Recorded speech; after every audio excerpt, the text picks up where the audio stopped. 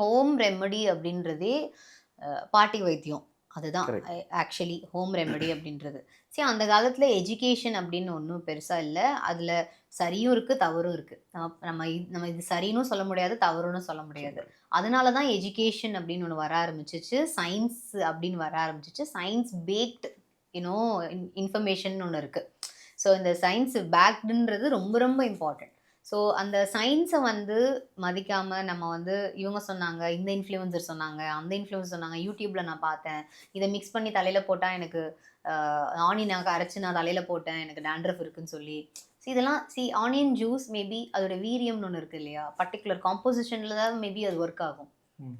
Correct, மொத்தமா நீங்க போட்டீங்கன்னா, அதோட காம்போசிஷன் இன்கிரீஸ் ஆயிடும். அப்ப என்ன ஆகும் உங்களுக்கு தல ஃபுல்லா புண்ணு தான் வரும். கரெக்ட். எப்படி டாண்ட்ரஃப்க்கு உங்களுக்கு வந்து ட்ரீட்மெண்ட் கிடைக்கும். It's not like you have to இதுதான் யூஸ் பண்ணணும் அப்படின்றத அதுக்கான டாக்டர பார்த்து போங்க.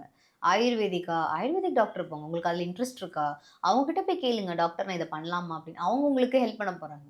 உங்களுக்கு நேச்சுரோபதி இன்ட்ரெஸ்ட் இருக்கா? அதுல போங்க. ஹோமியோபதி இன்ட்ரெஸ்ட் இருக்கா? அவங்க கிட்ட அதுக்காக படிச்சவங்க கிட்ட போய் நீங்க கேட்டுட்டு அதுக்கப்புறமா நீங்க பண்றதுன்றது ரொம்ப ரொம்ப இம்பார்ட்டன்ட்.